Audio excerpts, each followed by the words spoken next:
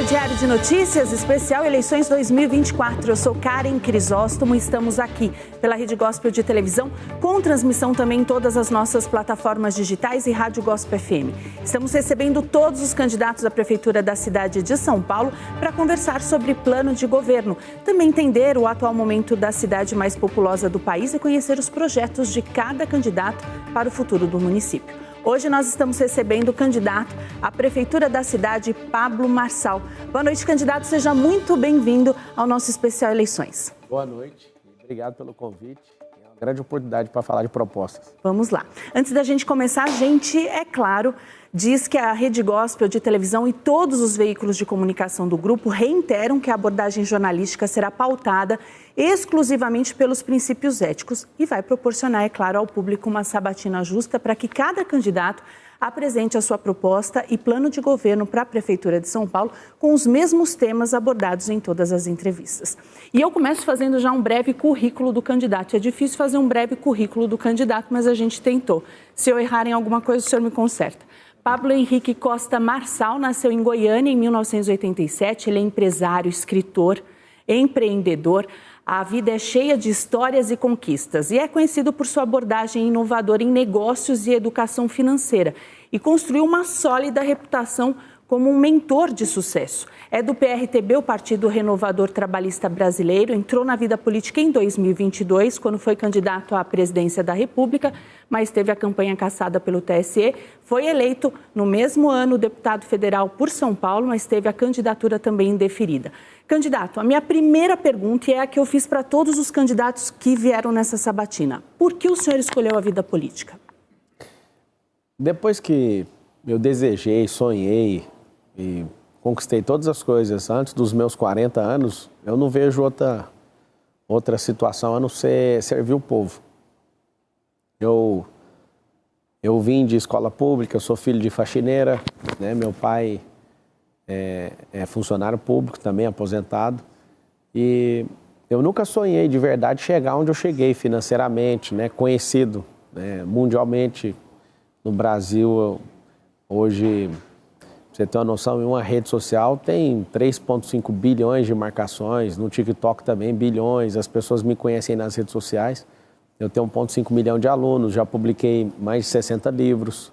Eu sou alguém do ensino muito forte. Eu acredito que aquilo que Deus me deu em relação a mudar a mentalidade das pessoas é o que falta na política. Nesses 500 anos de Brasil e os 470 anos da cidade de São Paulo, eu pesquisei dentro do que a gente tem, né, no histórico político do Brasil, ninguém nunca falou sobre mudar a mentalidade de um povo. Como é que eu enxergo isso? Eu vejo que nós somos o povo mais rico da Terra. E a mentalidade do brasileiro não entende isso. Vamos falar de riqueza, porque para mim riqueza é tudo que é natural. Porque nós estamos falando da natureza e da terra. A gente tem a maior reserva de água potável do mundo, o maior aquífero, que é água, né, no subterrâneo. A gente tem a maior floresta do mundo, a gente tem o maior rio do mundo, a gente tem as maiores reservas de nióbio, de grafeno. Para quem não entende, vai ter uma corrida espacial e o nióbio é o combustível dessa corrida, né? Na verdade, toda a arquitetura espacial é usada, né? O nióbio é usado para isso. O grafeno é 200 vezes mais resistente que o aço, para todo mundo ter uma noção. A gente tem um país onde tem 3 safras. É muito difícil um país no mundo ter 3 safras. A gente não tem intempérie, a gente não tem vulcão, a gente não tem nevasca. É o melhor clima. Aqui é o Éden, né? Há 500 anos atrás é o último lugar da Terra onde tinha gente pelada. Quando chegaram as caravelas aqui, tipo, o que esse povo está fazendo assim? Parecia o Éden. Só que a mentalidade do povo é escravizada. É uma mentalidade alienada, é uma mentalidade que acredita em balela de esquerda. Que eu não vim fazer proselitismo político, mas como eu vim de uma formação na escola pública, eu posso assegurar para vocês que nós fomos treinados a odiar a riqueza. A falar que empresário é explorador, que Estados Unidos é imperialista. Ou seja, a gente acredita numa fábula, não cuida da própria vida, acredita que um dia alguém vai resolver o problema por nós. E a gente não assume o governo como filhos de Deus. Candidato, eu vi que lá na porta o senhor foi abordado por muitos jornalistas. E Sim. ali tem até um morador de rua que te abordou. Não, ele ajuda morador de rua. Ajuda morador de rua. Como que o senhor vê essa situação e como, em particular, mudar uma mentalidade dessa? Isso é uma questão de mudança de mentalidade? Sim, o que levou a pessoa para a rua foi deteriorar a mentalidade de governo dela. Ou seja, ela não fala mais por ela. E a média para você tirar de intervenção ali com a pessoa, para você tirar ela da situação de rua, é de 7 vezes até 10 vezes. Você tem que insistir com a pessoa. São 80 mil pessoas em situação de rua. Aumentou 23% em relação ao ano passado. A gente gasta, né, e não investe porque não está dando resultado, a gente gasta 1 bilhão por ano com isso. E aumentou 23%, ou seja, está pagando para aumentar a quantidade de moradores de rua. Solução, né? No interior de São Paulo não tem. Mendigos, eles mandam para cá, então tem que responsabilizar quem está mandando. Eu já abordei 2 ali na Sé, e um tinha acabado de cumprir 11 anos de cadeia, e ele estava lá, drogadaço. Acho que ele estava só bêbado esse, que lá também tem esse problema, às vezes nem é crack, é álcool, né? E aí eu orei com ele, tem no meu Instagram, quem quiser ver, vai rodar e até achar vai ver a catedral lá, você vai perceber que é ali. Pablo Marcal por SP. Aí você entra lá no Instagram, Pablo Marcal por SP, que você vai achar. Eu orei com ele e falei assim para ele: eu sou a sociedade, eu te perdoo.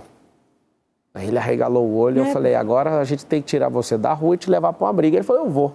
E aí ele estava com a namorada não quis ir. E aí eu estava junto com o Sabará, que é alguém que já tirou comprovadamente 3.500 pessoas da situação de rua. E ele falou: cara, é 7 vezes o que você está fazendo aí, tem que insistir. Então, são 3 cenários: a rua, o abrigo e o emprego. Às vezes, uma colônia agrícola resolve tudo. A gente tem que dar aparato para essa pessoa, para ela recuperar o estado emocional dela.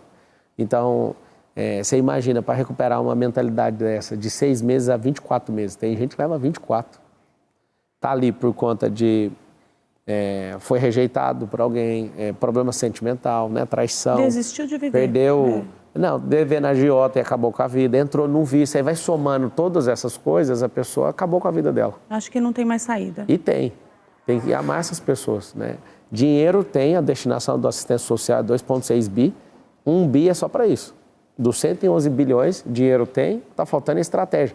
Tem um negócio que eu fui pesquisar, e a gente vai transformar a Escola Pública de São Paulo nisso, na Escola Olímpica, onde todo mundo vai ter uma identidade esportiva. Por que olímpica? Porque são mais de 60 esportes diferentes.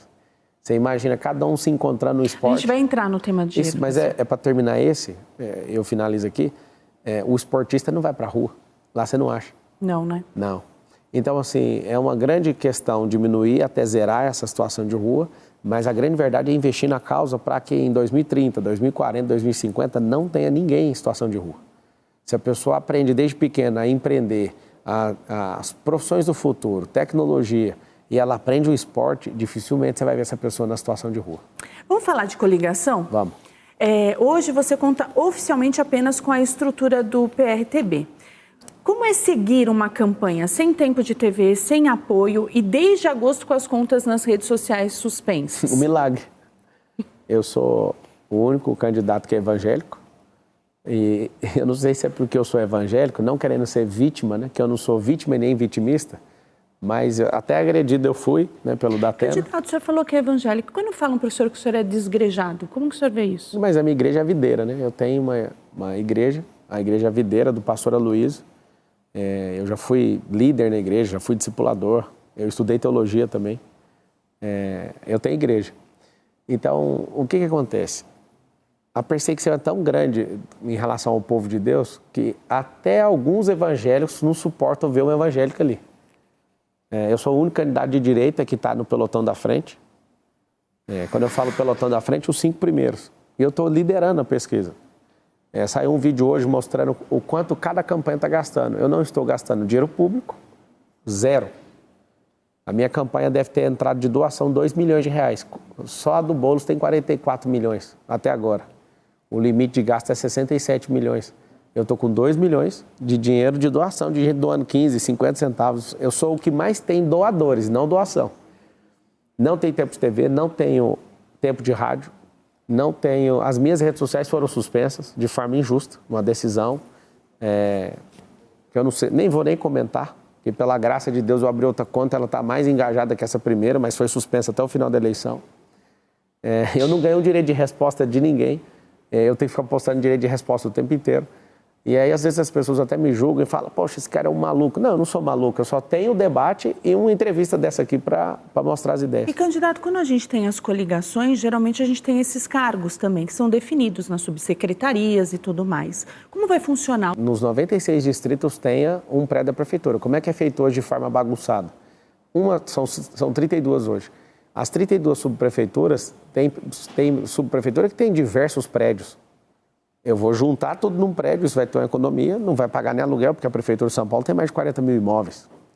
Hoje, ali no centro, para você ter uma ideia, 20% dos imóveis estão desocupados, dando a legalidade para um monte de gente sair invadindo o imóvel. A Prefeitura de São Paulo não dá conta de fazer gestão dessas coisas. Então, assim, o que é a grande verdade? Nós vamos enxugar essa máquina.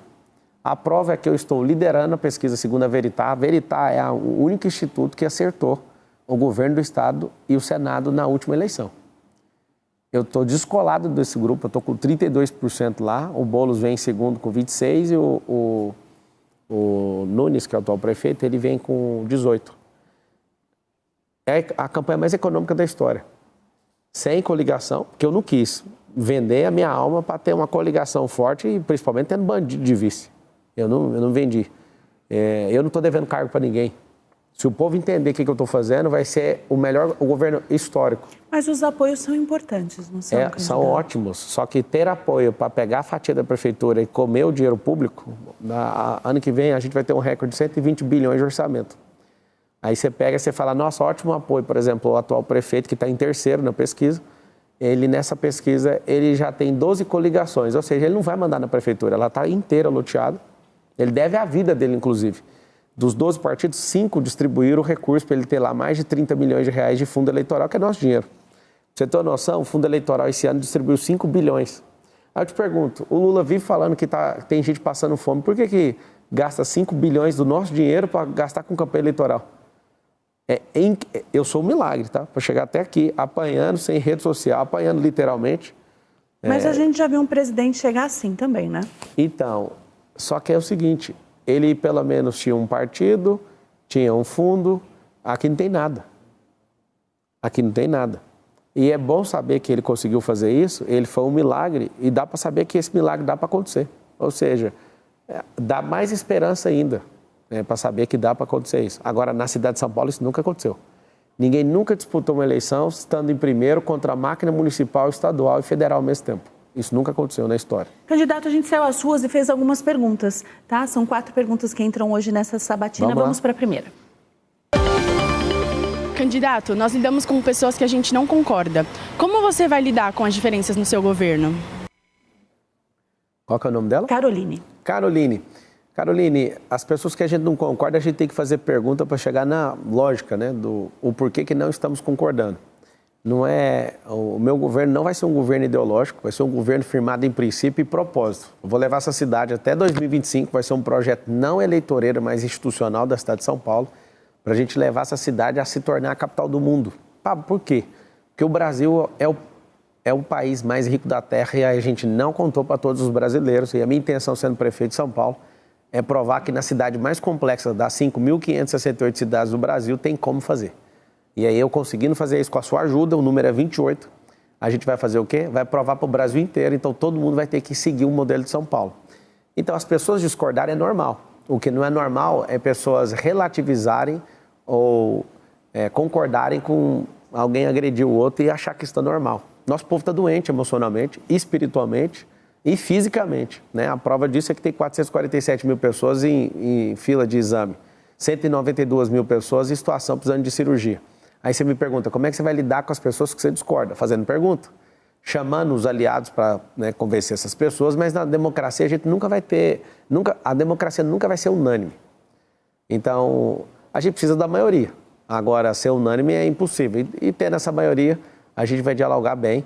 Eu não quero poder sozinho, esse poder de uma cidade tão poderosa como São Paulo precisa ser compartilhado e eu vou chamar muita gente para compartilhar isso aí. tema agora, candidato, é segurança pública, porque o último Fórum Brasileiro de Segurança apontou a cidade como a terceira colocada em um ranking de municípios com as maiores taxas de roubos e furtos do país. Qual que é o seu plano de governo para isso? O anticrime. Anticrime, a gente vai, através de análise preditiva, né, com os dados da segurança pública, não é um projeto de encarceramento, mas um projeto de mostrar que você está sendo vigiado aí, principalmente começando no primeiro distrito, onde é o número 1 de violência hoje, que é o distrito de Pinheiros. A população sentindo que isso funciona, porque vai ter câmeras inteligentes, nós vamos ter intervenção com drones, nós vamos qualificar a nossa guarda, né? Você que é da guarda municipal, você que passou no concurso, nós vamos chamar todo mundo que passou no concurso.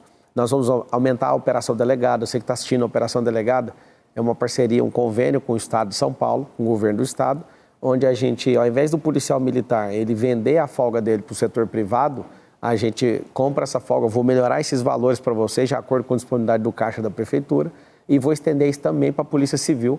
Você vê que essas são ações que vão combater o crime. Agora, dentro desse pacote, vai ter um negócio chamado jejum do crime. O que é esse jejum de crime? Dia 1º de janeiro, nós vamos fechar as entradas dessa cidade. Eu assumi no primeiro dia, nós vamos atacar isso, nós vamos atrás, rastrear onde esses caras estão vendendo esses celulares, aonde estão os desmanches de carro, porque tudo isso aqui na cidade, todo mundo conhece o paradeiro, mas ninguém tem coragem de resolver, nós vamos atacar isso com muita força. Candidato, o assunto é tão sério que foi pensado em segurança que veio a escolha da vice do senhor, a policial militar Antônia de Jesus? Sim, ela é uma heroína, inclusive, ela salvou um bebê um dia, ela é uma nordestina, veio para cá na década de 90. E ela é uma mulher que é de Pirituba, da zona norte de São Paulo, alguém que tem um coração incrível. E como veio essa escolha, candidato? Quando eu fui candidato a presidente, eu escolhi o perfil de uma mulher exatamente como ela. Policial militar, negra, que veio do Nordeste, alguém que tem dificuldade financeira para representar o povo. É bonito os esquerdistas falarem que cota daqui, cota dali, mas eu não vejo nenhum deles andando com nenhum vice, ninguém liderando nada. Então não tem representatividade, eles são mentirosos. É a prova que eu estou te falando que eu não escolhi ela aleatoriamente, porque em 2022, a minha vice tinha o mesmo perfil, a presidência da República, e acabaram que cancelaram a candidatura. Então, realmente eu acredito, né, que a gente tem que dar voz para a periferia. Eu acredito que a segurança é o item número 1, né, que o paulistano está pedindo, e ela vem disso, né, algumas décadas aí na polícia já. Mulheres são mais inteligentes biologicamente, mulheres são mais sensíveis a causas do que os homens, então a minha vice me dá muito orgulho e você que é da Zona Norte, você que é mulher e você que é da periferia, você que é negro, você que quer alguém te representando, realmente que você acredita, você que veio do Nordeste ou tem origem nordestina, essa é a vice. E eu escolhi ela, não foi nessa eleição, eu escolhi em 2022 alguém com o exato perfil que eu acredito de verdade nessa representação. Ela não tem que ser só na cartilha de um esquerdista, ela tem que estar de fato na política brasileira. Candidato, é mais uma pergunta agora das ruas e agora é sobre um problema que já dura 30 anos na cidade. Vamos ver. Marçal, a maioria dos candidatos, quando a gente fala em Cracolândia, eles estão enrolando, eles não explicam direito, eles não estão dizendo aquilo que eles vão fazer. Então, minha curiosidade é saber qual é o seu plano para acabar com este problema em São Paulo. Ivan, eu falei um pouco aqui antes no programa sobre as três situações, rua, abrigo e o emprego, né? Que eu acabei, não sei se quem está assistindo agora começou a assistir, mas depois pode assistir de novo. A situação é o seguinte, a gente precisa de no mínimo aí uma média de 7 abordagens para convencer uma pessoa a sair da situação de rua, leva para um abrigo. No abrigo a gente migra ela para a situação de emprego, aí a gente precisa de ajuda de religião, a gente precisa de ajuda do esporte, a gente precisa de uma série de ajudas e colocar essa pessoa numa situação de emprego para que ela recupere o emocional dela. O prazo de 6 meses a 24 meses para conseguir fazer isso. Nós vamos colocar, hoje tem em média 80 mil pessoas em situação de rua. O prefeito atual, que é o futuro ex-prefeito da cidade, ele foi migrando essas pessoas e hoje, ao invés de ter uma Cracolândia na cidade, a gente deve estar com 40 espalhadas pela cidade. É assim, assombroso. Você vai na Santa Ifigênia, ali já chegou a ter 8 mil pessoas, hoje está com 2 mil pessoas. Pra você ter noção de dimensão, na Santa Ifigênia tem 10 mil trabalhadores ali em 45 quadras e gente na Cracolândia tem 2 mil. seja, 20% do número de trabalhadores estão ali naquele lugar. Esse anjo da guarda, nós vamos trazer voluntários, provisoriamente, né? Ou seja, eles vão cumprir um período. Se são 80 mil moradores de rua, nós vamos colocar 80 mil voluntários nas ruas para convencer essas pessoas a saírem até ir diminuindo esse número.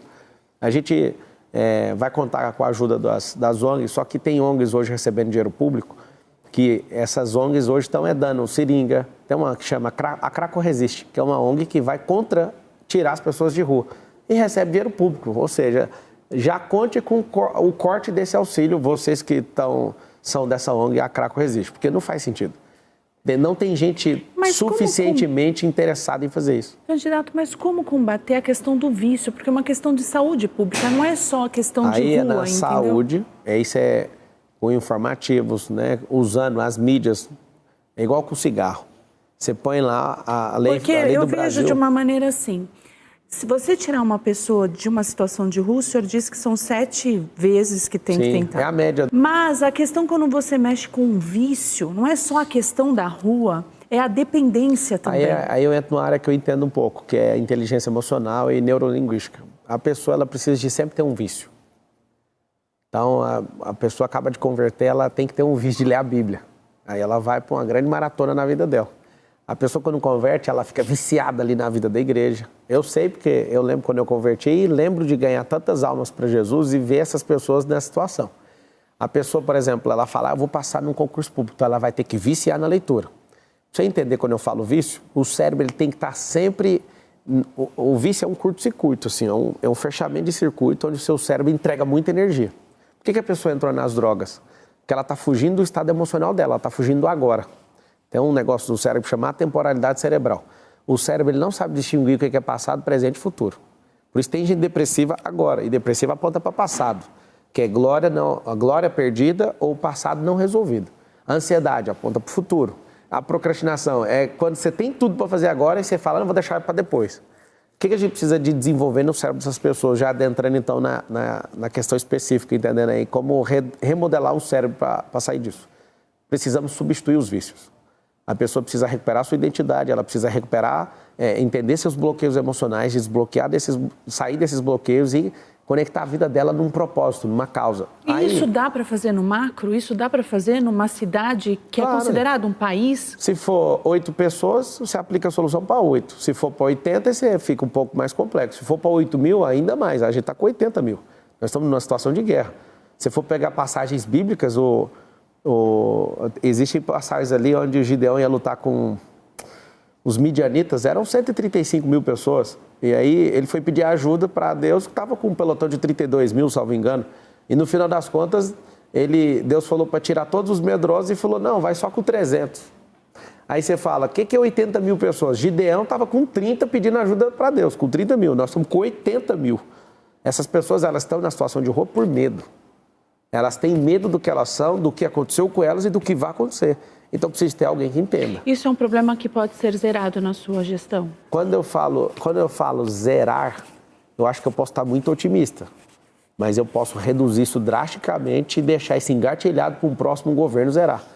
Seria até irresponsável da minha parte falar. Mas eu espero terminar o governo e alguém falando assim, ó, ele conseguiu. Ele aplicou soluções, ele fez um negócio acontecer. Por exemplo, tem uma lei aqui em São Paulo, fala sobre a merenda pelo menos 30% da merenda vir de agricultura familiar. E tem diversas fazendas em São Paulo, não só o estado, mas a cidade. E não está cumprindo 5% dessa lei.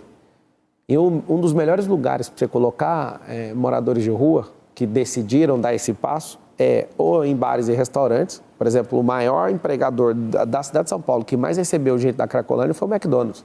O segundo, Burger King. Lá no drive-thru, você para ali para comprar um Big Mac. Eu já tive com o líder do McDonald's aqui de São Paulo, numa reunião de bares e restaurantes, uma associação, e eu tive o prazer de ouvir essas histórias e fiquei fascinado. Porque o emprego de baixa qualificação. E para a agricultura familiar também, desconecta a pessoa ali daquele ambiente. O que é muito ruim hoje? Ter muita gente num lugar só com a vida destruída. Isso potencializa. Ambiente define a pessoa. Então, eu sou alguém que entende de cérebro, alguém interessado nisso. Já ajudei gente a sair disso. Já levei funcionário que estava nesse processo de deixar a droga para a fazenda minha. Eu sei como é que esse comportamento que a pessoa, ela precisa de atenção. Por isso que vai ter uma figura diferente agora, que eu acredito que vai funcionar e vai ser mais rápido, que é colocar um anjo da guarda para cada um. Por quê? Porque senão a gente trata a pessoa como um rebanho. Então, por exemplo, se você chega ali, a pessoa às vezes não quer dar um contato, eu abordei um que é lá de Moçambique. E ele falou, não, eu perdi meu passaporte, mas cadê sua família? Tá todo mundo lá. Tipo assim, por que alguém não abraça um anjo da guarda e fala, eu vou resolver esse passaporte desse cara e vou no Ministério Público, e vou aqui, pego aqui o cara, vamos aqui, vamos resolver. O cara precisa disso. Eu duvido que arrumando o passaporte ele não consegue arrumar a doação de uma passagem. Se tiver a pessoa, tratar essas pessoas com pessoalidade, não como rebanho, aí vai sair. É muito bonito a gente ouvir isso, viu, candidato? Bonito não. Bonito é vocês votarem no 28 e me colocar lá, porque eu sou o único que tem solução diferente para isso. É muito bonito a gente ouvir e fica num campo de expectativas que a gente fala, será que é possível? Será que... Para finalizar, então, o atual governo trata como rebanho, porque aí não resolve, vem com jato d'água, expulsando os moradores. Tratar como rebanho nunca funcionou. Eu não acredito que a solução é fazer internação compulsória usando justiça, não. Eu acredito na restauração. Eu, como cristão, eu já vi ladrão parar de ser ladrão, eu já vi cara que batia na esposa parar e depois resgatar homens, eu já vi de tudo. Quando Jesus estava ali com 2 ladrões, um do lado do outro, um ficava zombando, o outro reconheceu e falou, mestre, lembra-te de mim quando entrares no teu reino. E Jesus responde, hoje mesmo estará comigo no paraíso. Uhum. Ou seja, eu acredito na restauração das pessoas. Eu não acredito que o encarceramento vai resolver, porque ali está formando uma faculdade poderosa do crime.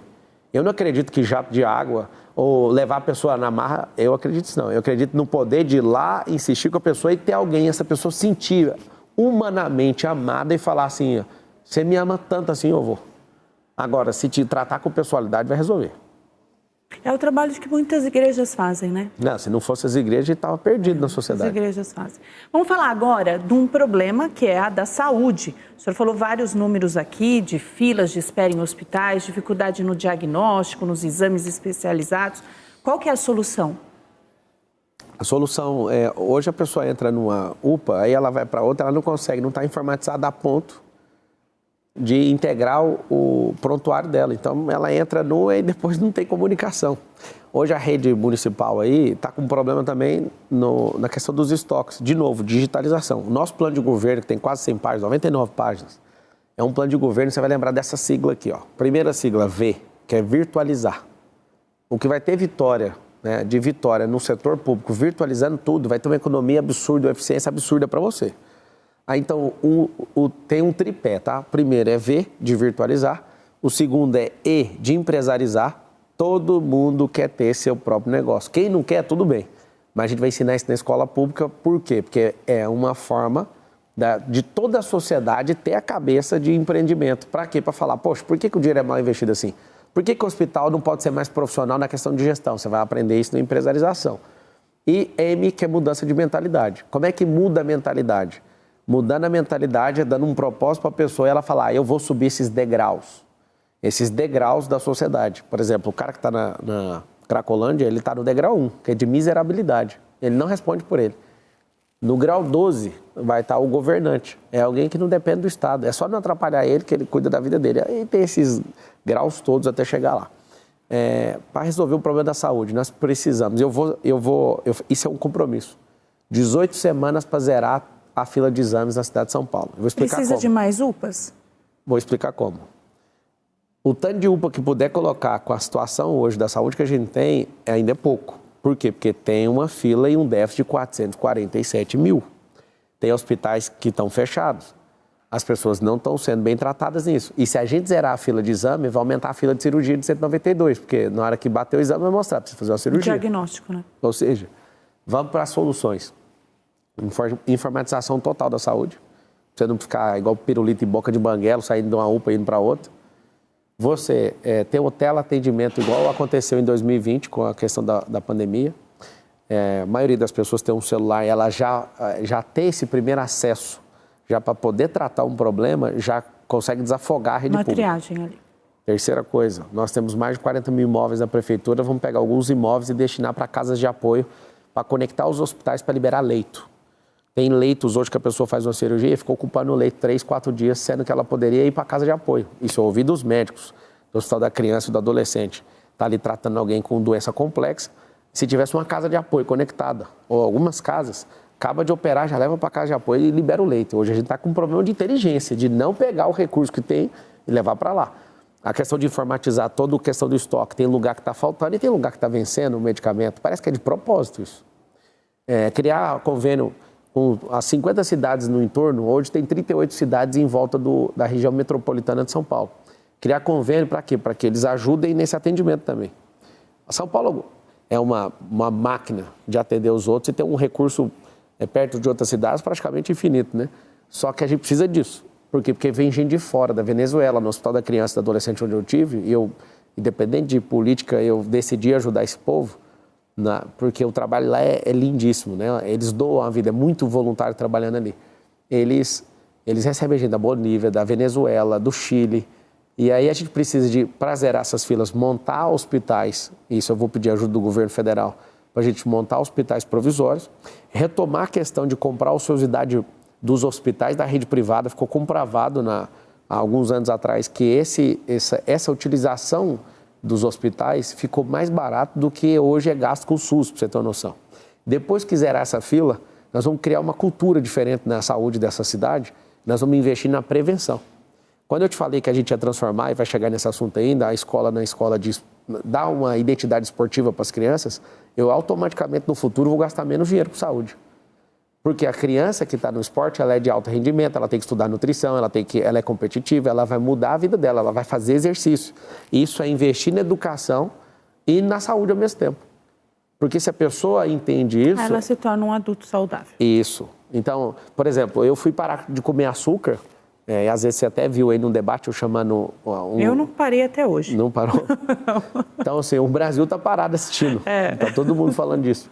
Que eu consegui nacionalizar e internacionalizar a campanha da Prefeitura de São Paulo. Eu parei de comer açúcar no final do ano passado, em setembro do ano passado. Ah, faz pouco tempo então. Faz um ano. Então, assim, eu não entendi os malefícios do açúcar. E eu sou aluno de escola pública. Porque a gente fala, é tão bom, né? É bom. Lá vem um achocolatado com açúcar, vem tudo com açúcar. É tão bom, mas quando a gente estuda e se liberta, você vê que você está inflamando o seu corpo com algo. Por mais que você ame, eu queria te falar algo. Açúcar, comprovadamente, né, por estudo científico, ela é 10 vezes mais viciante que a cocaína. Então, hoje você não tem controle de rede social, você não tem controle de açúcar, você imagina que jeito está a sua vida. Agora, um fato interessante sobre mim. Eu aprendi a lavar a mão no Covid. Eu não sabia lavar a mão.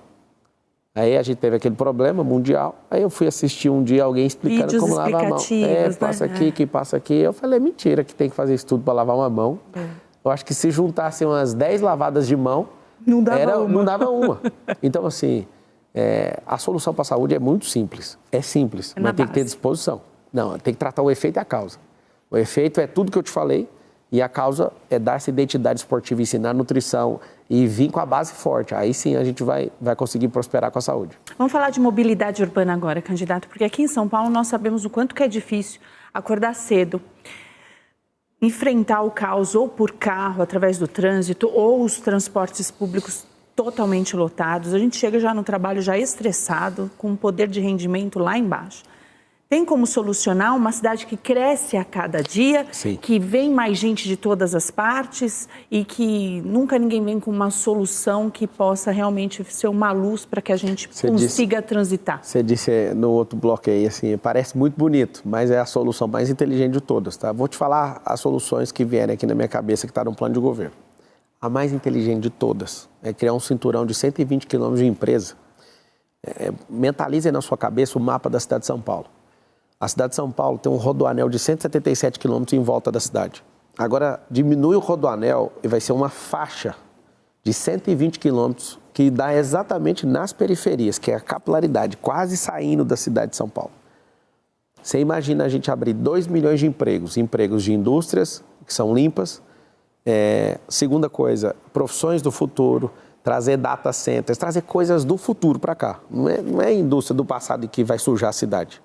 Mas indústrias de informática, indústrias de robótica, indústrias que não sujam a cidade. Indústrias, profissões do futuro e tudo. Trazer essas empresas criando 2 milhões de novos empregos.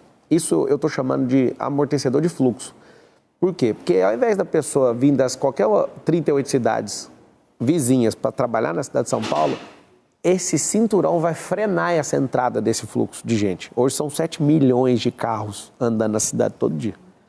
Não, imagina, 7 milhões de carros trafegando dentro de uma cidade. Só a poluição disso, o que não é. E o rodízio já é ineficaz também. Sim. Agora, você imagina essa solução, que para mim é a mais inteligente de todas, ter um emprego aí na porta da sua casa. Imagina você ir a pé ou de bicicleta. E os empresários teriam algum tipo de incentivo? Claro. E ainda com essa reforma da questão tributária, a gente conseguir trazer mais empresas, porque se vê o progresso e vê que o negócio está funcionando, é aí que eu consigo atrair. Porque tem o status, né? Todo mundo quer estar em regiões centrais, em regiões que Então, dão... mas aí quando você paga menos imposto, todo mundo quer lá. Só que qual o problema de lá? É a liberação fundiária, que é liberar a escritura. Sem escritura eu não posso ter as empresas. As pessoas na quebrada hoje sofrem muito porque elas têm que pegar a correspondência na entrada da favela. Não tem nem logrador público. Então eu vou criar uma revolução nisso. Quando eu falo vou criar, é a promessa. Nós vamos resolver a liberação dessas escrituras e legalização de todas essas áreas. Não vai passar esse governo. Inclusive, quem mora em casa de lata e de madeira, eu prometo para você, ninguém vai morar nisso até o final desses 1.460 dias de governo, que é o mandato. Então, assim, vamos para soluções de mobilidade. Emprego nas periferias. Isso vai ser revolucionário, que além da pessoa que mora ali ter um emprego perto de casa, vai pegar o amortecedor de fluxo de gente entrando. Vamos tratar o lado de fora primeiro. São 10 rodovias que entram na cidade de São Paulo. Você pega lá Fernão Dias, Anhanguera, pega Castelo Branco, Dutra, Raposo Tavares, pega tudo. Dá 10. Né? Ayrton Senna, tal, tá aqui. 10. Vai ter bolsões de estacionamento na entrada, porque existem 350 mil carros desses 7 milhões que vêm de outra cidade. Só que com uma pessoa ou com duas. E aí esse bolsão, a pessoa vai ter teleférico para ligar nessa rede. Isso é muito barato só para interligar, não para fazer o cinturão, que é outra proposta. E ônibus para fazer essa interligação. Você imagina um ônibus com 80 pessoas, 100 pessoas, ao invés de ter 80 carros. 80 carros enfileirados é um terror. Isso tem desacelerado o trânsito de São Paulo. Isso tem poluído a cidade e gerado mais estresse. Então, a solução número 2, que é mais inteligente, são os empregos capilarizados. A segunda, esses bolsões de estacionamento. A terceira, criar uma via expressa nas marginais, onde pode ir em altíssima velocidade, controlado por tecnologia. Se tiver 2 ou mais pessoas, você pode pegar a expressa e ela vai te levar mais rápido. Isso tem na Europa e funciona muito bem. O que tem nos Estados Unidos a gente vai trazer, a legislação brasileira permite, tem a lei 9.503 de 97, que é o CTB, o Código de Trânsito Brasileiro. A gente consegue colocar para virar no pare, no vermelho, igual nos Estados Unidos. Já foi nos Estados Unidos? Morei já lá. Já morou? Você acha legal a gente implantar esse negócio aqui em São Paulo? Funciona. Funciona, não funciona? Que é o giro de quadra com o sinal vermelho. Aí você trata o sinal vermelho com pare. Ou seja, você está em São Paulo, você chega no trânsito, no sinal vermelho, não tem ninguém passando, você trata o sinal como um pare, olha e gira a quadra. Você que morou nos Estados Unidos, funciona ou não? Muito. Você gostaria de ter isso em São Paulo? Então, essa é uma solução. Mas aqui a gente não consegue. Sabe por que dá? Porque o fluxo parado, ele vai começar a andar. Aí você imagina, a gente colocar os semáforos inteligentes, que são poucos, né? Não tem nem 10% do alvo que deveria ter colocado até o final de 2024. 10%. O semáforo inteligente já aumenta em 11% a mobilidade. Aí vamos fazer as contas juntos. Eu crio a expressa nas marginais, aumenta a velocidade só numa via e controlado por tecnologia. Eu faço os bolsões, já diminui. Eu crio os empregos na periferia, diminui ainda mais o deslocamento. Eu libero o vermelho. Imagina. Cidade ideal. A cidade vai andar. Cidade que vai andar. A cidade vai andar. Vai andar. Mas quanto tempo para fazer isso? Porque todo mundo Se me der 1.460 dias, o número 1, a gente tem que pegar a prioridade da sociedade. A prioridade da sociedade não é a mobilidade, é a segurança. Então nós vamos atacar a primeira coisa. Venceu? Conseguiu virar o jogo nisso? Vamos para a segunda. Vamos para a terceira. Por exemplo, tem muitas coisas que a prefeitura gasta dinheiro, que é uma besteira. E essas besteiras eu preciso de falar, segura isso aqui, porque eu vou atacar aqui. Porque, candidato, a gente tem a impressão que todos os que chegam lá no poder esquecem todas essas ideias. Não é isso, é porque eles têm 12 partidos políticos e eles não podem fazer nada. Todas essas ideias são ótimas, é um mundo ideal. A gente fala, poxa, tem realmente uma solução, mas quando chega lá parece que esquece, ou não tem orçamento, ou realmente o prazo não foi cumprido. Não é isso não, é porque eles venderam a prefeitura. Quando um partido igual do Nunes, que tem 12 partidos, entram com ele numa disputa e se Deus o livre a gente perder essa prefeitura para esse tanto de partido, o que eles vão fazer? Eles vão corroer o caixa da prefeitura. Dos 120 bilhões, eu vou te falar com segurança. O papel de pão, eu fazendo uma conta com você aqui. A gente perde 50% do dinheiro público com gente que é viciada em roubar. Ó, ineficiência, falta de informatização da máquina pública, companheirada. Você dá emprego público para alguém que é incompetente, você vai perder com questão de gestão. Você, com problema de corrupção e morosidade. Junta esses 5 pontos que eu te falei, é no mínimo, por baixo, 50% do dinheiro público ser jogado no lixo. O Essá de Queiroz, desculpa trazer essa fala, mas você que é cristão, acho que você é muito inteligente para votar em alguém que não vai dar potência para a cidade como ela deveria. O Essá de Queiroz fala o seguinte: precisamos trocar os políticos e as fraldas pelo mesmo motivo. O ideal na democracia é nunca deixar um grupo perpetuar no poder. Esse grupo de hoje é do Dória, que ele saiu, deixou para o Covas faleceu, deixou para o Ricardo, que é o de hoje. Esse cara que está hoje, ele fez uma aliança política para ganhar com 12 partidos. Já está sitiado. Não espere novidades. Para vencer uma eleição, ele está tocando 8 mil obras dos 300 contratos que estão fora de licitação, 223 estão com um problema. Não tem desconto, está com um problema sério que está acima do preço de mercado e está estourando o caixa da prefeitura. Ano que vem vai ter que regular isso, então não espere nada de diferente ano que vem, se ele vencer. Se o Boulos da vida vence isso, aí vai virar uma anarquia isso aqui, porque ele quer liberar droga, ele é a favor de invadir propriedade privada, ele é a favor de destruir nossos princípios cristãos, inclusive. Finge que foi numa igreja evangélica aí, mas ele nos odeia. Você tem que saber disso. Então, a grande verdade que todo mundo está assistindo tem que saber é que tem como resolver. Agora, eu sou um milagre estando aqui. Não tem, matematicamente, impossível chegar até aqui onde eu cheguei. Se não tiver um levantar do povo e as pessoas falarem assim, nós queremos ele. Mas ele é isso. Não interessa, a gente quer o Marçal dá conta, ele tem fibra, ele é alguém de princípios, ele é alguém de valor, ele é alguém que tem propósito. Vou fazer o exercício. Vocês falarem, não, a gente não quer o Marçal, seguir minha vida normal. Agora sua vida vai continuar ruim.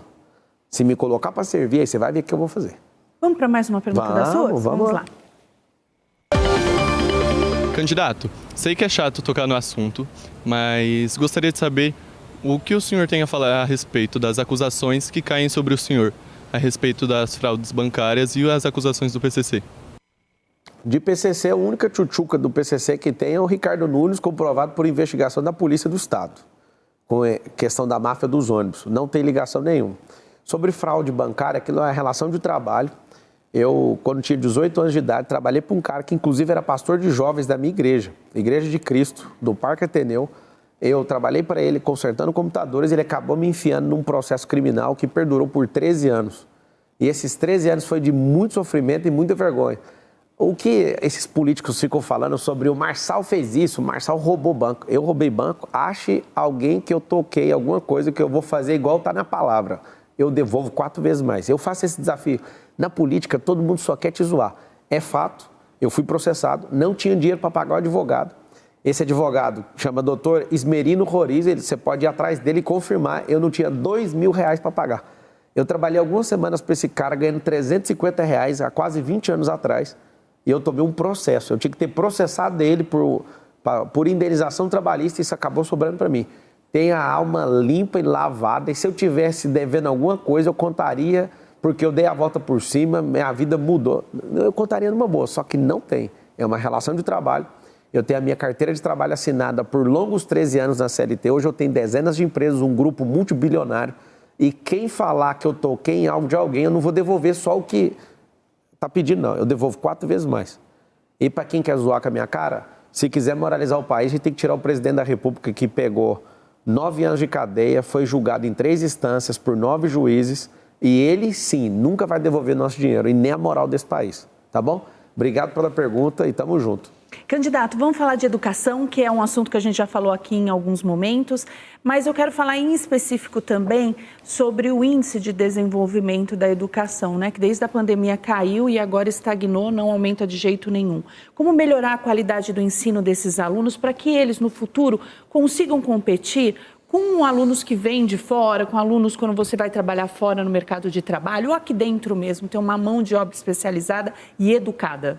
A primeira proposta para a educação é tirar o prefeito Ricardo Nunes, porque ele foi o primeiro da história que entregou o resultado pior do que quando ele pegou. Ele é o pior prefeito em relação à educação. Ensino básico. Na cidade de São Paulo, ele é o único da história. Nem os petistas conseguiram ser tão fracos como ele. Primeira coisa. Então tem que tirar para ver se alguém incompetente vem. Eu, Pablo Marçal, sou educador. Eu amo o ensino e a gente nunca vai mudar esse país se não for através do ensino. O que eu proponho para o ensino da cidade de São Paulo? Transformar a escola em escola olímpica, onde todo mundo vai ter uma identidade esportiva. Ah, mas a pessoa não quer seguir esportista, mas pelo menos ela vai aprender e vai ocupar a mente dela e vai desenvolver o corpo, vai melhorar a saúde dela, a gente já falou sobre isso. Segunda coisa, precisamos urgentemente ensinar na escola pública as profissões do futuro. Tem uma análise que mostra que 300 profissões do passado vão deixar de existir nos próximos 15, 20 anos. Terceira coisa que você precisa saber, e nós vamos ensinar para os nossos filhos, que esquerdista odeia: educação financeira. Por que todo judeu é próspero? Porque ele tem educação financeira desde pequeno. Educação financeira. Outra coisa que nós temos que ensinar são já falei das profissões do futuro, as tecnologias. Nós precisamos de ensinar tecnologia para a gente criar tecnologia, ter patente de tecnologia. Hoje o Brasil tem menos, presta atenção nessa informação, o brasileiro com 215 milhões de pessoas tem menos patente registrada sobre tecnologia do que uma única empresa no Japão. Ou seja, nós não somos criadores, nós somos consumidores de TikTok, de Instagram e de todas essas coisas que a tecnologia tem engolido o nosso povo. Presta bem atenção, nós vamos ensinar isso na escola pública. Robótica, algoritmo, inteligência artificial, programação, são coisas que a gente tem que implementar na mentalidade do brasileiro. Vai vir na escola pública. E, por fim, a empresarização. Inclusive, vai ter uma secretaria no meu governo chamada empresarização. Vai ter as duas pontas, ajudando o empresário hoje e formando o empresário desde pequeno. Ensinando as pessoas. Imagina uma escola que te prepara para o futuro, uma escola que te ensina a ser negociante, empresário, comerciante. Mas eu não quero nada disso, faça o que tu queres, mas nós vamos te ensinar desde pequeno, principalmente a lidar com dinheiro. Eu finalizo a resposta explicando o porquê. Hoje, na Europa, mais de 70% dos europeus, eles estão, sabe, fazendo o quê? Investindo em algum investimento na Bolsa de Valores. Algum tipo de investimento. 70%. Escuta o tanto que esse número define um povo. Os americanos, que são badalados, 50%. Pouco mais de 50%, 55%. Brasileiros, 3%. A esquerda, o comunismo, odeia que seu filho aprenda, porque é o único jeito de libertar um povo é educando ele financeiramente. O Lula falou com a boca dele, e eu quero que essa gravação toque seu coração todos os dias para você prosperar e fazer a mesma coisa que eu. Quando eu era aluno de rede pública, eu fui contaminado com esse negócio de comunismo, e eu achava lindo, acreditava no Lula. Já acreditei, nunca votei, mas já acreditei. Agora é o seguinte, ele falou com a boca dele esse ano: se as pessoas ganharem mais de R$4 mil, eles param de votar na gente. Essa foi a deixa da vida dele para mim. Ele está no fim de carreira, eu estou começando minha carreira política. Eu estou animado de ver todo mundo ganhando mais de 4, 5 mil para nunca mais votar nesse tipo de partido aqui no Brasil. Partido que é anticristão, anti-liberdade, anti-família, anti tudo que a gente acredita. Todas as tradições judaico-cristãs. Então a educação, ela de fato vai promover uma transformação nessa cidade. Hoje, só 38% das crianças estão sendo alfabetizadas. Isso não faz sentido. O que nós precisamos, então? Precisamos, de forma absurda, trazer essa alfabetização para mais cedo e investir o dinheiro que... Hoje a gente investe 25 bilhões, ano que vem 28 bilhões na educação. Você acha mesmo que esse tanto de dinheiro fez a gente perder para o estado de Goiás? Goiás está na nossa frente do IDEB. Perder para Santa Catarina, perder para outros estados, perder para outros estados no Nordeste. Nós somos a maior potência, por que a gente não é o primeiro? Ou seja, tem que tirar o prefeito daí que ele não dedicou na educação. O senhor é a favor de ensino integral e também qual a sua opinião sobre as escolas cívico-militares? Sobre a minha opinião e como será, a gente precisa de escola integral para grande parte das famílias, principalmente as mães que são solteiras. Só que a escola olímpica já vai ser isso. Então, não é... Ela já é período integral. Ela tem que ser. Você aprende num período e treina no outro. E aí, as recompensas, você imagina dando um bolsa pelo seu filho, pelas competições que ele está indo. Você está doido, a criança vai estar motivada a ser um esportista de verdade. Sobre a escola cívico-militar, é interessante porque a gente tem 3 esferas de educação no Brasil hoje: federal, estadual e municipal. A federal, por exemplo, o acadêmico que tentou ser prefeito aqui também, o Fernando Henrique Cardoso, ele era um grande acadêmico, e ele acabou sendo presidente do Brasil, ele fez 1 ou 2 faculdades federais. O Lula, que é analfabeto funcional, ele acabou fazendo mais de 18. Aí você fala, mas por que ele fez? Ele gosta do ensino? Não, lá no ensino federal, eles começaram principalmente na área de humanas, a criar militância. Então ele desenvolveu o caráter dele de sindicalista, de militante, usando a faculdade federal. No Estado, olha que coisa linda o que eu estou te falando. O governo atual é um militar. Ele está imprimindo o caráter dele. Então, você pega o código. O Já presidente, peguei o código. Eu sou esportista, eu sou triatleta, Ironman e Ultraman também. Como eu sou um triatleta e treino todos os dias, eu quero que a escola seja assim, porque o esporte moldou meu caráter. O esporte me fez ter mais resistência, o esporte me fez olhar para a comida de uma forma diferente, o esporte me fez ocupar minha mente. É absurdo o esporte. Então, eu quero transformar de acordo com o meu caráter. O caráter de um esportista, é isso que a gente vai fazer o povo prosperar? Mas a gente não quer parecer com você, não, mas você quer ter o mesmo resultado que eu, de prosperidade? Então, você pega esse caminho. Você vai aprender muito fazendo isso. Então, eu acredito muito na escola cívico-militar no nível estadual, a escola olímpica na primeira fase. Por quê? Porque a gente hoje, ninguém respeita o professor, ninguém respeita a polícia, ninguém está respeitando nada, então é muito bem-vindo a escola. Agora, o assunto é habitação, candidato. Aqui os preços praticados estão entre os mais altos quando o assunto é moradia, tanto para comprar como para alugar. Morar em São Paulo é muito caro. Tem alguma proposta sobre isso? Tem demais. Por exemplo, lá na Santa Efigênia, tem 10 mil trabalhadores. A gente tem que ter uma inteligência. Nós vamos fazer aquela que eu te falei dos empregos no cinturão empresarial com amortecedor de fluxo, 120 quilômetros de faixa de empresa. Essas empresas vão ajudar a fazer o redesign, inclusive, das favelas, que eu sou o único candidato à Prefeitura de São Paulo que está propondo a desfavelização de São Paulo. Meu plano de governo tem lá a comunidade forte e eu quero que a comunidade seja forte. Inclusive, o negócio dos teleféricos é para a comunidade, liberação fundiária, liberando a escritura, redesenhar mesmo, reurbanizar, limpar os mananciais e cuidar desse povo. Agora, se a gente de fato não pegar com inteligência a Santa Efigênia, por exemplo, e liberar nenhuma área para verticalização, para a gente ter esse contingente de pessoas que trabalham ali também poderem morar ali, é uma questão... a gente tem 63 pontos como Santa Efigênia.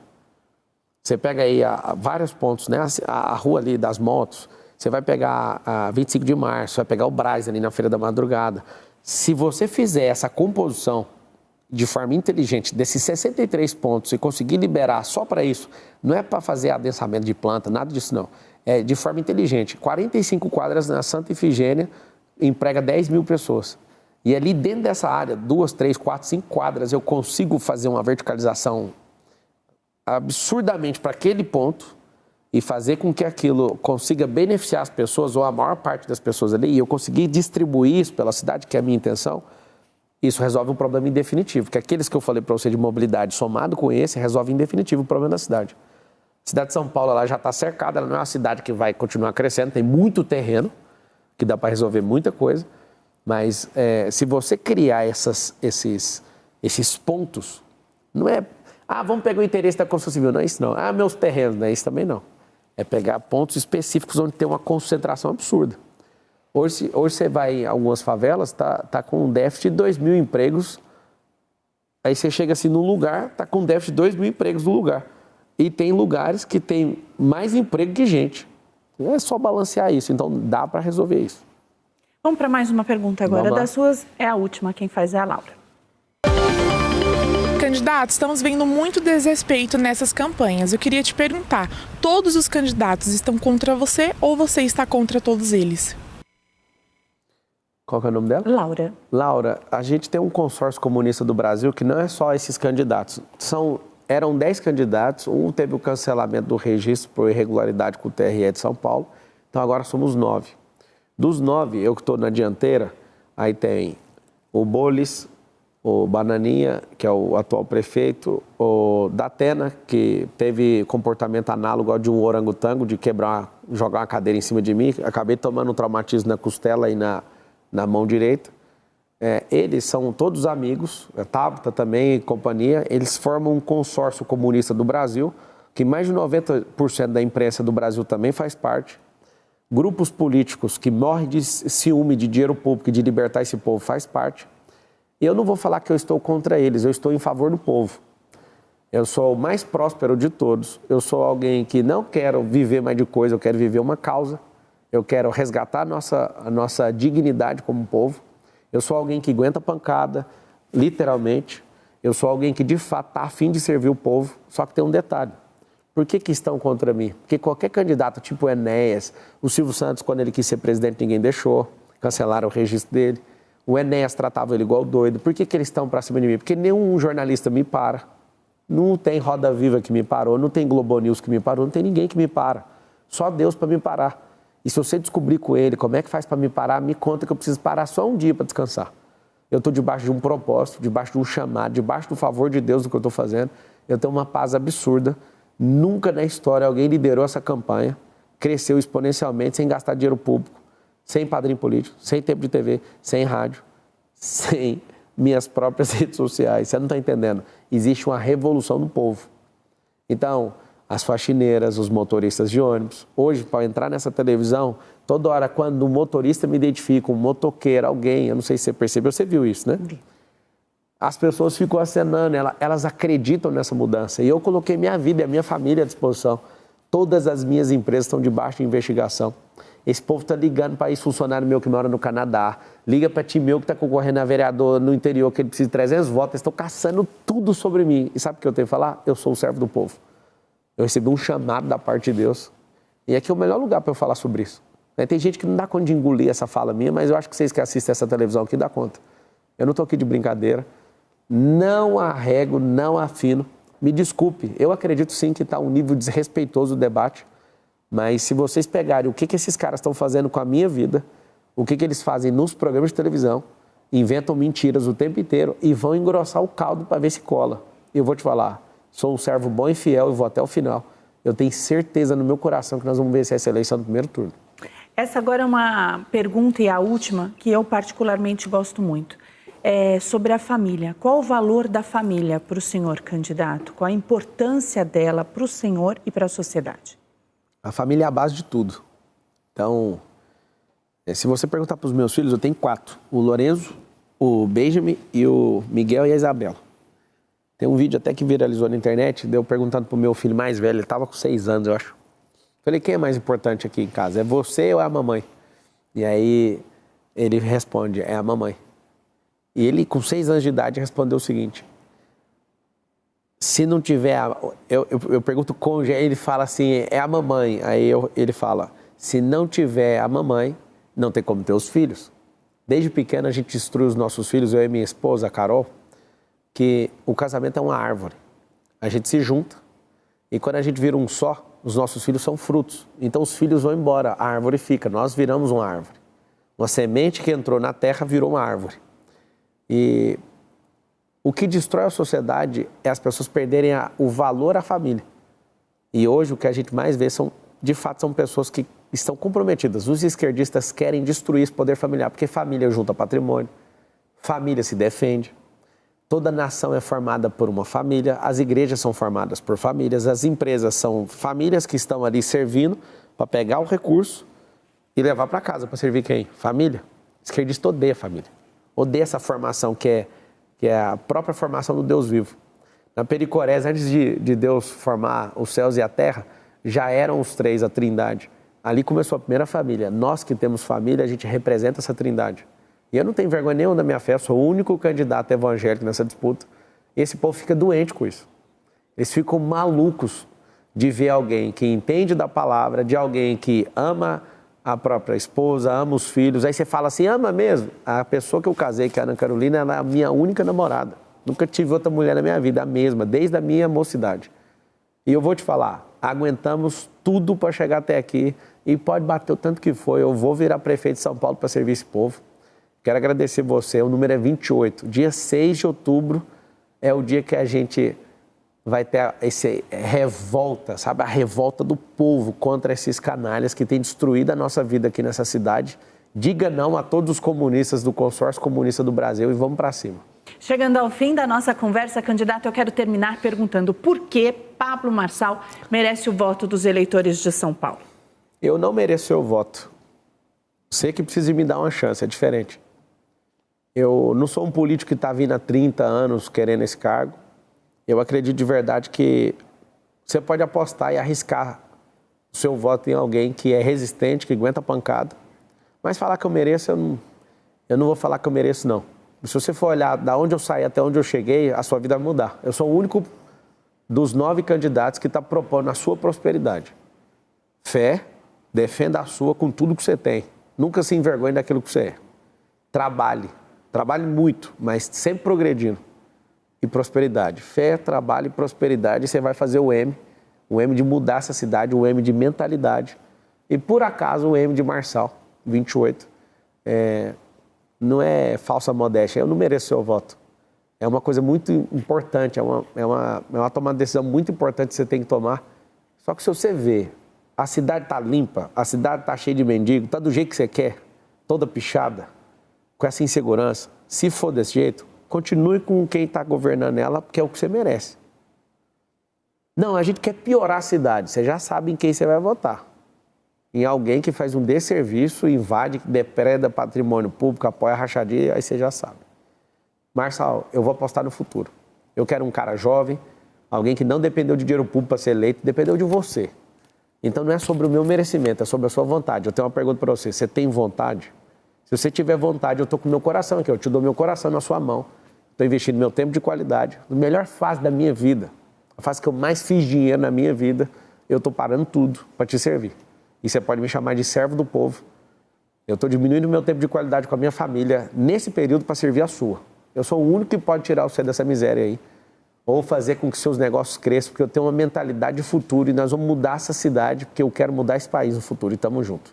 Obrigada. É 28 o número. Obrigado. Obrigada, viu, candidato?